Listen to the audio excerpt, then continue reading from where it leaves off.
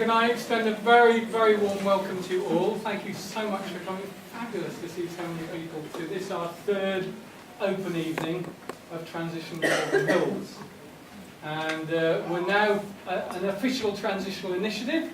So an open meeting is a chance for us to network and catch up with what each other's been doing, for new people to come in and get involved and see what they can do and what they get involved with and be inspired and socialise, and also to inform what we've been doing. And for those of you who are new or interested in what's been going on, at the desk there's our annual report, which is just a simple two-sided document that lists all the achievements, and there are a lot of achievements that Transition has achieved over the last 12 months or so.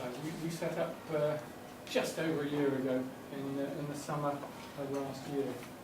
So tonight we've got a very exciting meeting tonight. Very pleased to have Satish in our midst. Look at him. Bless you for coming along, Satish. But we'll start with a presentation.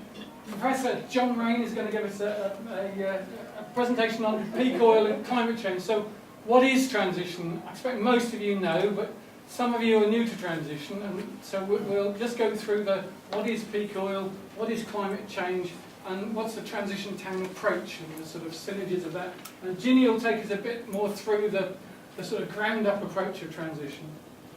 And then Satish will give us a talk, and there'll be a chance for questions. And then we'll get into what the working groups are doing. And that's really the sort of nitty-gritty of transition, is what the working groups are actually getting going, and the ideas that are being generated and going on. So, then later on the bar will be open, even at 9:30 the bar will be open, so there'll be a chance for socialising. Yes, drink the night away. So, yeah, John Raine, thank you. It is the first. It is the first week of the university term, but this is not a lecture, I promise.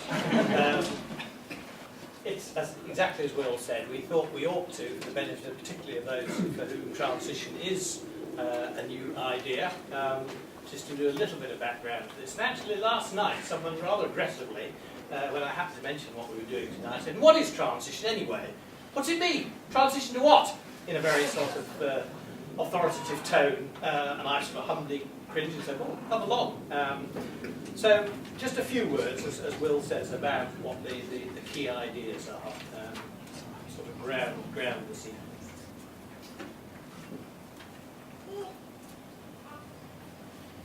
Those of you who like history, transition towns is a new idea, but we're already a few years down the line. Rob Hopkins is the name that most people associate with transition, a permaculturist, Totnes, the place where I think transition, certainly in England, was born, although some Irish roots before that.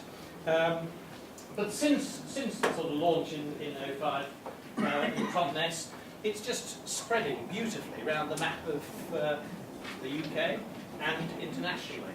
And every time you look at the transition network, it's growing. It's a phenomenal story in itself, actually, the way incrementally this movement is gaining momentum. As Will said, here we are in Malvern Hills, July this year. We, as it were, got the stamp, are now a transition town, and that's a fantastic note. What's it all about? Well, two key words that everybody mouths every time they do know about transition are climate change and peak oil. Climate change, everybody knows about climate change. You pick up a paper.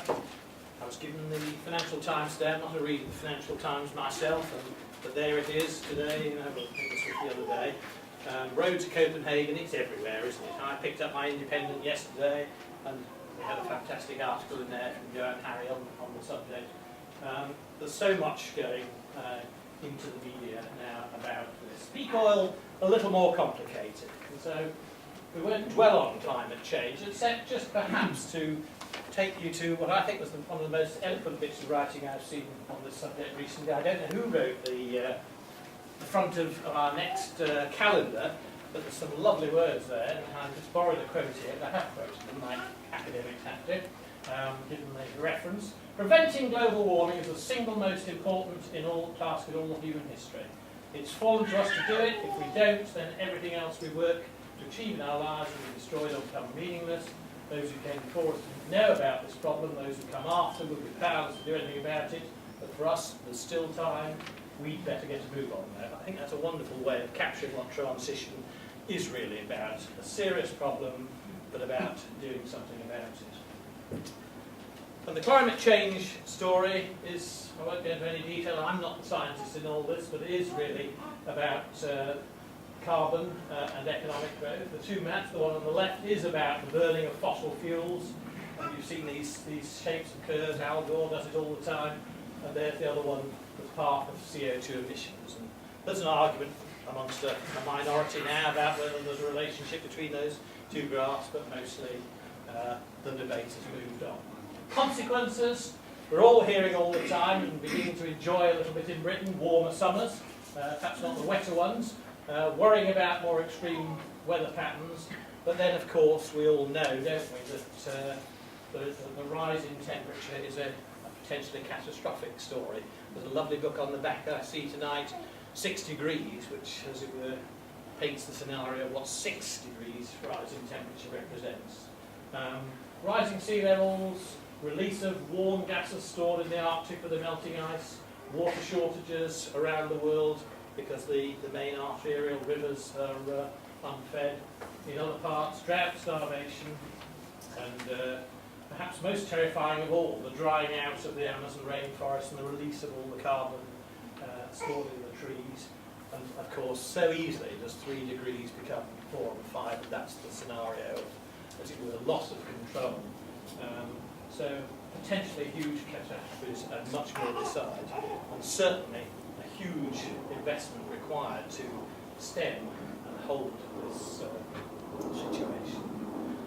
But if that isn't all enough, the thing that makes transition and underpins transition thinking is the other word, peak oil, as I say. Perhaps a less well-known concept. I didn't want to engage with my aggressive colleague last night on the explanation of peak oil, so I left that for another day. But essentially it's a very easy idea, a very simple idea, and it is literally about the point at which the supply of oil peaks. Thereafter it's in decline. The Hubert curve, as it's known, has been borrowed by Malvern Hills, transition Malvern Hills as its Lego, but that's a well-known curve that expresses that idea, the idea that an oil field individually takes time to build up to its maximum, thereafter the flow is falling away, and likewise for the oil sector as a whole, there is a growth and there is a post-growth period here.